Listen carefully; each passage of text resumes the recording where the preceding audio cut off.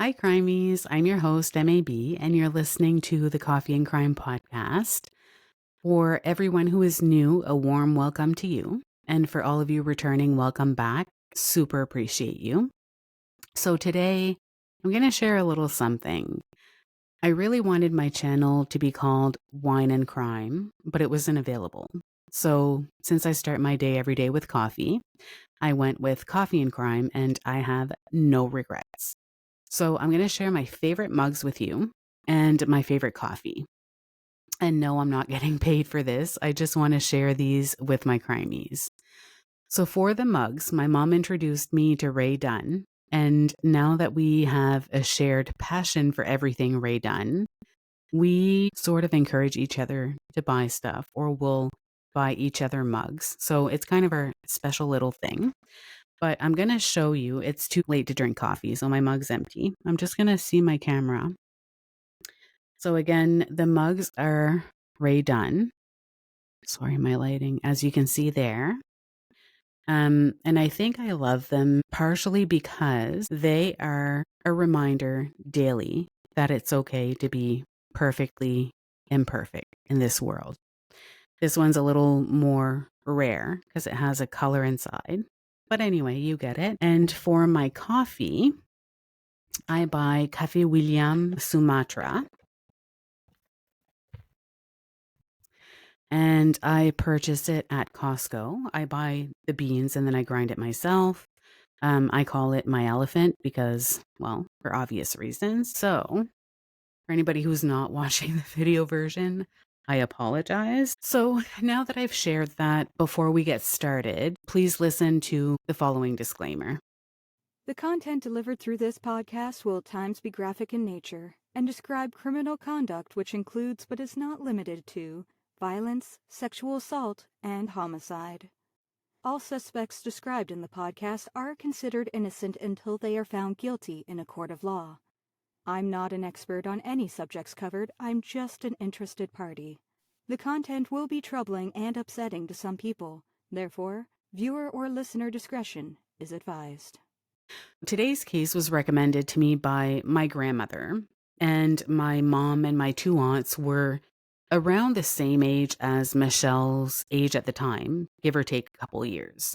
So I figured this would be a good time to talk about her case because it will soon mark 50 years from the day that this happened. On that note, I would like to welcome you to episode 12, Michelle Lise Wedge.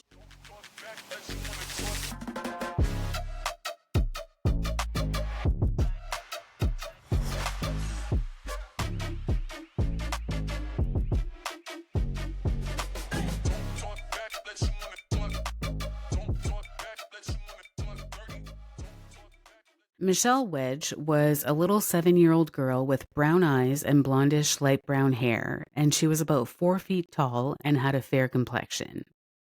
This little bundle of joy was described as the apple of her dad's eyes, and she was born on December 1st, 1967.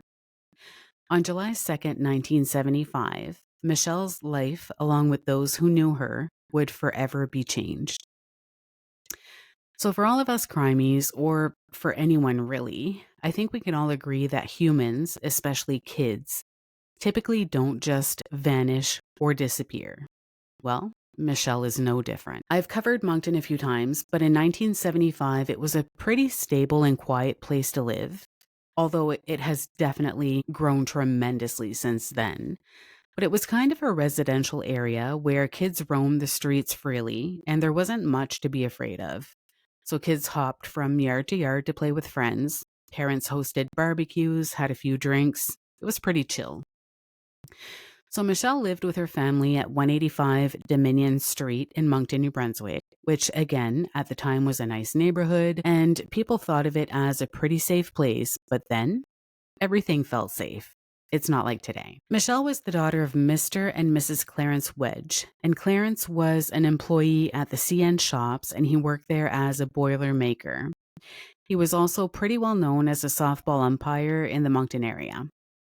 I couldn't really find much information about the mother, and honestly, Even though it's an older case, I'm actually surprised at the lack of information that was available, and I really had to go dig deep just to get what I have. So, July 2nd, the day after Canada Day, Michelle's parents went out and left Michelle in the care of some older siblings that she had. I think I read somewhere that she was the youngest of 7 siblings, and that night her brother Pierre was tasked with watching Michelle. And he had some friends over. They were just kind of hanging out. Let's not forget that in 1975, kids had more freedom. They hopped from yard to yard again to play with each other. There was no cell phones, there was no internet, no Facebook, TikTok, none of those things. The world was just different. It's just not the same thing we know today. While her brother was hanging out with his friends, Michelle was just playing outside in the yard, which was typical. And then around 8:30 she came in, and almost as soon as she came in, she went back out. And her brother heard the door, so he just assumed that Michelle went back out to play in the yard. However, when her older sister came home around 9 p.m., that's kind of when they realized that Michelle wasn't just out playing in the yard. She was missing, and so was her bicycle. That's when, sometime later, articles seem to think it was around 9:10 p.m. She was seen for what would be the very last time she would ever be seen on the southwest corner of Dominion and John Street. And they probably just assumed that she was riding her bike in the neighborhood or up and down the street like so many of us did growing up. So I don't think it was a huge panic when she noticed that Michelle wasn't there. They went outside to go see if they could find Michelle, and that's when they spotted her Mustang-style bicycle, and you'll see it on the screen. It was sort of a cream color with blue accents, and it was abandoned on a piece of grass, like on a corner lot of somebody's property. It was on the southwest corner of Dominion and John. So it's kind of crazy to believe that her bike was left just a few houses away from where she lived. So eventually the searches began. I don't think police were super quick at the start and to begin canvassing the streets and neighborhood because the public didn't seem very happy with the investigation in some articles from back then. But nonetheless, they conducted their interviews and canvassed the neighborhood, and they received information that confirmed where Michelle was last seen. Also, during their efforts, they actually spoke to 2 little girls who knew Michelle. They had told police that earlier that day, a man had tried to approach them and that they saw Michelle chatting with that man earlier that night prior to her disappearance. The police wanted to try to produce a sketch of the suspect so that they could release it to the public quickly in case someone knew this person. The girls described the suspect as follows. He was in his mid to late 20s. He had a darker complexion, full, thick black beard and eyebrows, black hair, and a thin mustache. He had a scar on I think it was his right cheek, that was approximately 2 inches long. He was wearing thick-rimmed glasses, and the girls said that he was walking with a slight limp. They also told police that the suspect was driving a dark green Datsun with black interior or a Cortina. I was looking at pictures, and from a distance, they look similar, so I can understand why it wasn't sure whether it was a Datsun or a Cortina. Also, something that I remember reading in an article, the girls had told the police that the suspect had a very high-pitched voice. So put a pin in that because we'll come back to that later. So, I mean, it's a pretty detailed description if you ask me. But at the time, again, they had very limited ways to share the information. And I think that, I don't know if this was before or after the milk carton days. Either way, it was before my time. I've never seen the kids on the milk carton. So they did the best they could, and they shared the information the only way they knew how, and they put it in a local newspaper for everyone to see. When I was doing my research, the newspaper was called the Moncton Transcript. However, I do remember when I lived in Moncton, the local newspaper was the Times and Transcript. So I'm going to say I'm pretty sure that they are one and the same. So back to the investigation, police spent something like 36 hours searching. but not starting immediately after she was discovered missing could have been one of their biggest mistakes.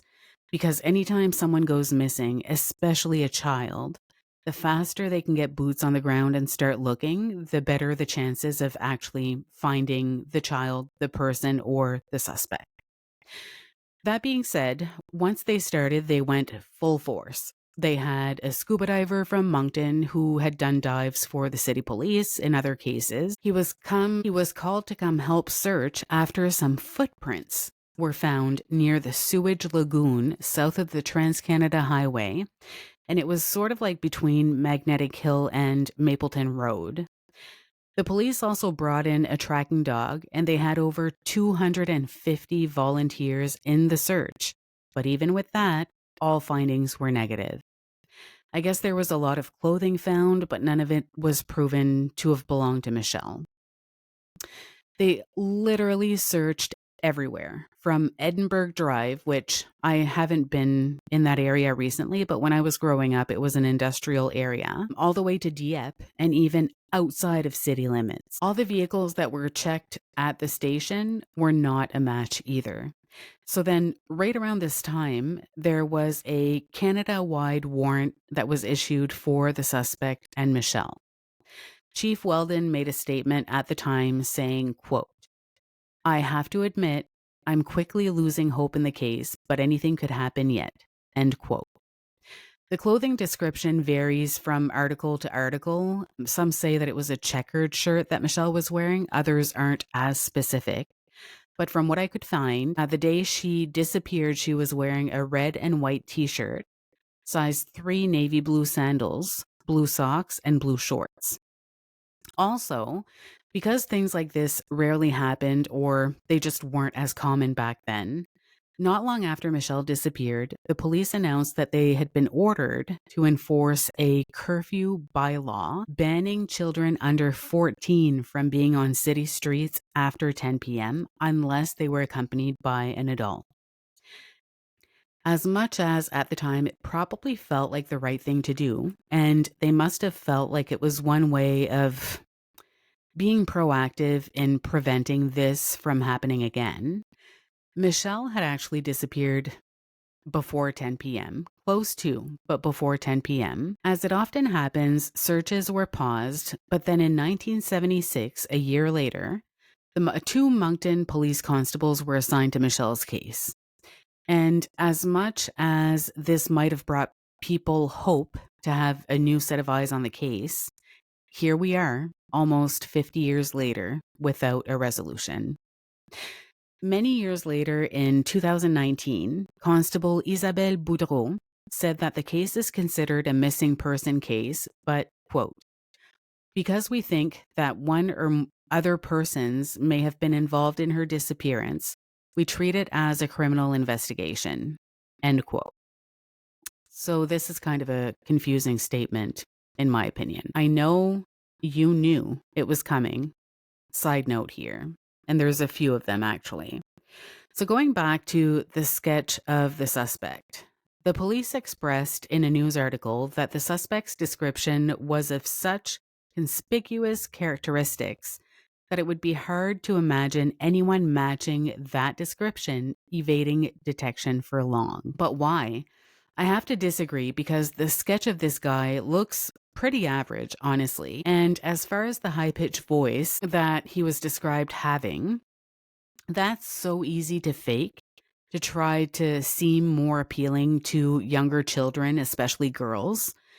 I could put my brother in the sun for 2 hours, stick some hair on him, and a thick-rimmed pair of glasses, and he would closely resemble the description. Don't go after my brother. He wasn't even a thought, and he wasn't born back then. Also, even though police were scrutinized for not starting the search sooner, again, times were different. There was no need to panic right away if your child wasn't on your doorstep when the streetlights came on. Another point I didn't mention earlier is that police didn't completely believe the story that the two girls had shared. They had actually found a man that matched the description. but they ended up releasing him. So obviously, they must have had either enough evidence or information to clear him and let him go, or they didn't have enough to arrest him. It's unclear. I would also like to know why police didn't completely believe the story. Was it because of that one interview with the one suspect? Was it because the girls couldn't identify him from mugshots? Again, that part's unclear. And not a lot of information was available, and I couldn't even find a sketch of the suspect. I had to go subscribe to a site to access archived newspaper files from the 70s to find it. So I find it hard to believe in a way that police are saying that the case is still open and that they're open to exploring new leads and receiving new information, yet people need to jump through hoops just to find the image of the suspect. It doesn't seem right to me. I understand they can't release all of the information because they need to hold some back. However, if we're looking for a suspect, then it's kind of a pertinent part of the investigation. And again, back to the statement the police said earlier. I guess the reason I'm confused is because a missing person case and a criminal investigation would kind of be investigated similarly, but not the same way. So it's a missing person when that's what we think happened, which, again, kids don't just vanish. So where we have the sketch of a suspect, I don't understand why it can't just be called a criminal investigation. Because let's be real, that's what it is. If we're looking for a perpetrator, it's a criminal investigation. I'll put an age progression photo of what Michelle could potentially look like today. And I'm asking that if you're watching the video version of this, that you take a good look in case you remember anything or if you recognize her. I'm also going to put information in the show notes for who to contact if you have information regarding Michelle or what you saw or remember from that night. 50 years. Let that sink in for a second. I want to stress again that no one just vanishes, especially not a 7-year-old on her bike just houses away from where they live. I'm also going to say that they probably searched the sewage lagoon in case she was dumped there. I'm guessing they were looking to see if there was a body in there. And I'm saying that because I just can't imagine a child of any age being excited to go play in poop infested waters. If you took Michelle and you're still alive and you're still out there, now would be a good time to speak up. Come forward so her family can finally bring her home after all these years of not knowing anything. If you didn't take her, but you have information about what happened that night, again, this is a good time to come forward. As always, I super appreciate you. Thank you for joining me today to listen to Michelle's story. Do not forget to join me again next Sunday at 11 a.m. Also, don't forget that crime is a waste of time. And until next time, bye, crimies.